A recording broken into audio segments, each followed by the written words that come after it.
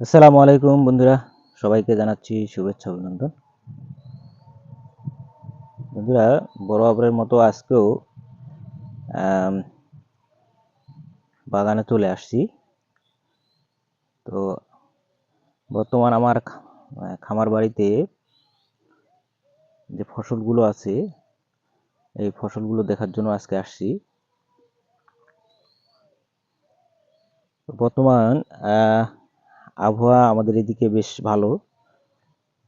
গত প্রায় 1-2 সপ্তাহ থেকে প্রতিদিনই সকালবেলা রোদ উঠতেছে। এই রোদটা ফসলের জন্য অনেক উপকার।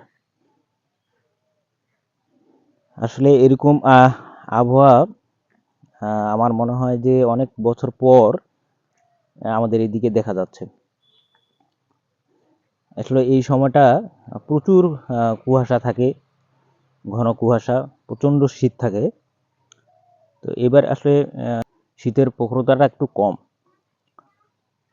মানে অল্প কিছুদিন ঘন কুয়াশা ছিল, এখন তেমনটা নেই। এই জন্য দেখেন আমার মরিচের গাছগুলো মানে দিন দিন এখন ফসলের চেহারা চেঞ্জ হচ্ছে আর কি। ঘন কুয়াশা থাকলে যে কোনো ফসলের অনেক ধরনের ক্ষতি হয় আর কি। রোগবালাই তো থাকেই, এরপরে গাছের বাড়তিটা কম হয়।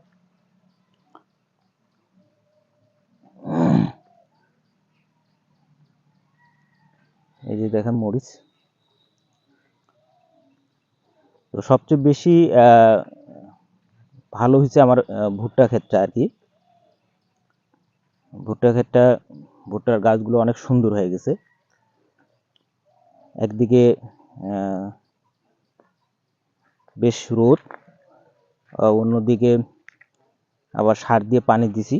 তো সব মিলে দেখেন ভুট্টার গাছগুলো কিন্তু বেশ সুন্দর হয়ে গেছে, মানে অল্প কিছুদিনের মধ্যে গাছগুলো অনেক বড় হয়ে গেছে। গত 2 দিন খামার বাড়িতে আসা হয়নি। তো এর মধ্যে ভুট্টা খেতে সার দিয়ে পানি দেওয়া হয়েছে আর কি। এই জন্য দেখেন ক্ষেতটা কিন্তু ভেজা ভেজা, যে ড্রেন দিয়ে পানি দিচ্ছি আর কি।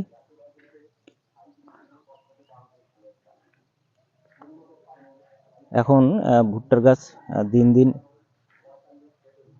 চেহারা চেঞ্জ হয়ে যাবে। রোদ পড়তেছে, পাশাপাশি পানি দেওয়া হয়েছে। পানি দেওয়ার কারণে এখন যে সারটা দেওয়া হয়েছে সেই সারটা কিন্তু এখন খেতে পারবে আর কি গাছগুলো। যার কারণে এখন ভুট্টার গাছ দিন দিন কিন্তু পরিবর্তন আসবে।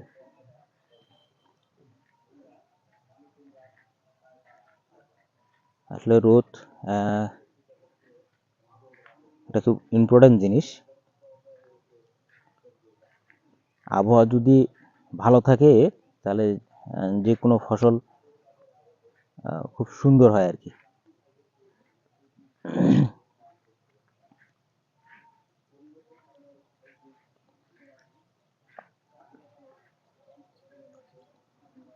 মাঝখানে যে কয়েকদিন ঘন কুয়াশা ছিল সেই সময় অনেক সমস্যা হয়ে গেছে গাছগুলোর। গাছগুলো একদম কি বলে মানে বৃদ্ধিটা একদম থামে গেছে। এখন বেশ বৃদ্ধিটা স্বাভাবিকভাবে চলে আসছে।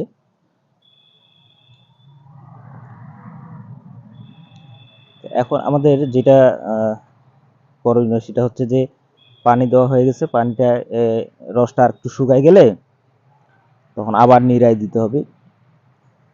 নিড়াই দিয়ে ভুট্টার গাছের গোড়াগুলোতে মাটি দিতে হবে,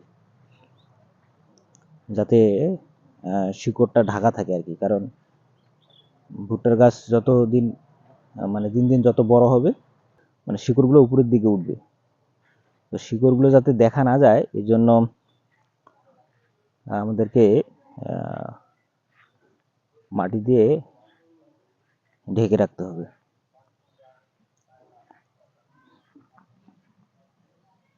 এখন আমাদের বড় সিজন চলে আসছে। আমাদের পিছনে যে ক্ষেতগুলো আছে, এই ক্ষেতগুলো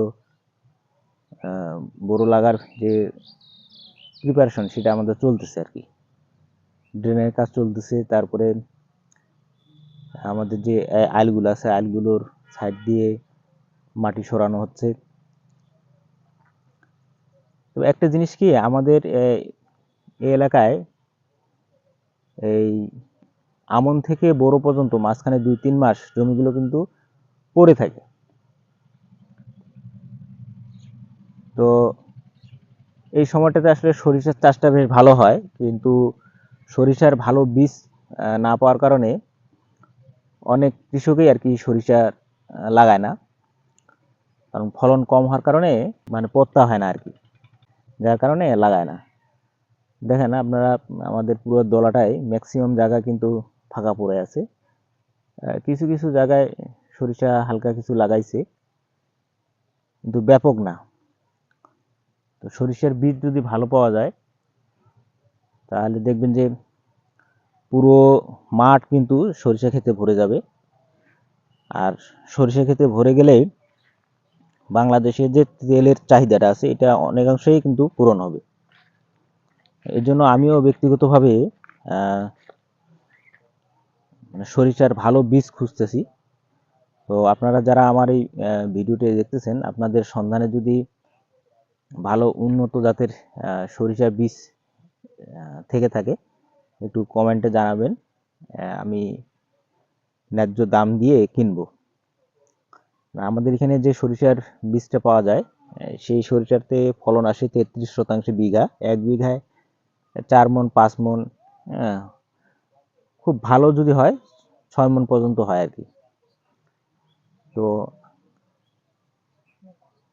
আমি যতটুকু জানছি বা শুনছি, যে চায়না থেকে এক ধরনের সরিষার বীজ বাংলাদেশে আসছে, যেটার ফলন হচ্ছে অনেক বেশি।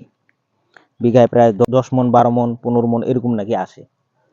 তো এই ধরনের বীজ আমার খুব প্রয়োজন। আমি আসলে বেশ কিছুদিন যাবৎ খুঁজতেছি।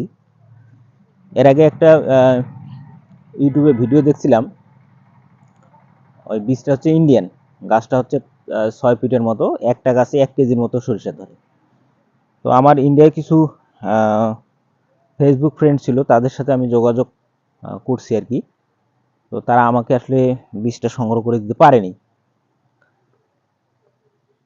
তো এখন দেখতেছি যে বাংলাদেশেও বেশ কিছু জায়গায় সরিষার চাষটা বেশ ভালো হয়েছে, এবং তারা বলতেছে এগুলো চায়নার বীজ আর কি, ফলনও ভালো। তো এই বীজটা আমি খুঁজতেছি, যদি কারো সংগ্রহে থাকে বা জানা থাকে বিক্রি করবে এরকম কোনো ব্যক্তি থাকলে আপনারা প্লিজ একটু আমাকে কমেন্ট বক্সে জানাবেন। আসলে বাংলাদেশে আমরা যদি ঠিকমতো সরিষার চাষটা করি, তাহলে বাংলাদেশে যে তেলের ঘাটতিটা আছে, তেলের ঘাটতিটা কিন্তু অনেকাংশই কমে আসবে। এই জন্য আমাদের সরিষার চাষটাতে ব্যাপক গুরুত্ব দেওয়া দরকার। এবার দেখেন, এবার কিন্তু আমাদের মুড়ি কাটা পেঁয়াজটা এত বেশি চাষ হয়েছে, কালকে বাজারে দাম জিজ্ঞাসা করলাম যে 40 টাকাতে 40 টাকা কেজিতেই চলে আসছে পেঁয়াজের দাম। অথচ এই পেঁয়াজ কিন্তু আমরা 400 টাকা পর্যন্ত কেজি কিনে খাইছি। তাহলে কৃষকদের কাছে যদি সুযোগ সুবিধা যদি পৌঁছে দেওয়া যায়, কৃষকরা কিন্তু চাষবাস করতে জানে। তো যার কারণে অটোমেটিকভাবে কিন্তু ফসলের দাম কিন্তু স্বাভাবিক পর্যায়ে চলে আসে। এই জন্য আমাদেরকে আসলে কৃষকদেরকে সহযোগিতা করা দরকার। যত বেশি আমরা সহযোগিতা করব তত বেশি উৎপাদন হবে, আর যত বেশি উৎপাদন হবে মানে দাম কিন্তু তত নিয়ন্ত্রণে থাকবে। এই জন্য আমাদের আসলে হাইব্রিড জাতের যে বীজটা আছে, এই বীজটা সারা বাংলাদেশে দ্রুত ছড়াই দেওয়া উচিত। দ্রুত যদি আমরা ছড়াই দিতে পারি তাহলে আমাদের যারা ভোক্তা আছে তারা খুব স্বল্প মূল্যে এই খাদ্যদ্রব্য কিনে খেতে পারে। এই জন্য আমি আপনাদেরকে রিকোয়েস্ট করব, যাদের আসলে ভালো জাতের সরিষার বীজ আছে আপনারা একটু আমাকে জানাবেন। আমি সব ধরনেরই ফসল করার চেষ্টা করি। আসলে কৃষক আমরা তো, আমাদের আসলে যে ফসলটাতে একটু লাভ ভালো হয় আমরা কিন্তু সেই ফসলটাতেই ঝুঁকি। আর আমি ব্যক্তিগতভাবে সব ধরনের ফসল এই কারণে করি, কারণ নিজের খাওয়ার প্রয়োজন হয়, এই জন্য কম বেশি আর কি টুকটাক সব ধরনের ফসল করি। তো সরিষাটা আমার করা উচিত। আমি আসলে গত 2 বছর ধরে ট্রাই করতেছি, কিন্তু ভালো বীজ না পাওয়ার কারণে করতে পারতেছি না। তো আগামীতে ভালো হোক আর মন্দ হোক আমাকে সরিষার চাষটা করতেই হবে। কারণ আমি হিসেব করে দেখছি আমার বাড়িতে প্রতি মাসে 5 লিটার সয়াবিন তেল লাগে। এতে দেখা যায় যে 12 মাসে প্রায় 60 লিটার, অর্থাৎ 1.5 মণ। তো আমি যদি 1 বিঘা জমিতে সরিষা আবাদ করি, সেখানে যদি 5 মণও হয়, 5 মণ সরিষা যদি আমি ভাঙাই, তাও আমার 2 মণের মতো তেল আসবে। তো 2 মণ তেল আসলে আমার খাওয়াটা অন্তত পক্ষে হবে। এই জন্য আমার ভিডিওটা যারা যারা দেখতেছেন, বিশেষ করে কৃষক যারা আছেন, তারা টুকটাক চাষবাস করেন, আমি তাদেরকে অনুরোধ করব আপনারা প্রত্যেকের জায়গা থেকে অন্ততপক্ষে খাওয়ার জন্য হলো 1 বিঘা জমিতে সরিষার চাষটা শুরু করেন। তাহলে আমরা যদি প্রত্যেক কৃষক প্রত্যেকের জায়গা থেকে যদি 1 বিঘা, আধা বিঘা, 2 বিঘা জমি যদি সরিষার চাষটা করে সেই সরিষার তেলটা যদি আমরা ভোজ্য তেল হিসেবে ব্যবহার করি, তাহলে বাজারে কিন্তু একটা ভালো প্রভাব পড়বে। তখন আর এই রকমের দাম কিন্তু থাকবে না, দাম কিন্তু অনেকাংশে কিন্তু নিয়ন্ত্রণে থাকবে। এই জন্য আমাদের সরিষা চাষটাকে গুরুত্ব দেওয়া উচিত। অলরেডি আমার চাচারা অবশ্য সরিষা চাষটা শুরু করছে, একমাত্র আমি ছাড়া। তো ইনশাল্লাহ সামনে আমিও সরিষা চাষটা করব, অন্ততপক্ষে যাতে খাওয়ারটা হয়। তো এই ছিল আজকের আমার আপডেট। তো সবাই ভালো থাকবেন, সুস্থ থাকবেন। আজকের মতো এখানে বিদায় নিচ্ছি। আসসালামু আলাইকুম ওয়া রাহমাতুল্লাহি ওয়া বারাকাতুহু।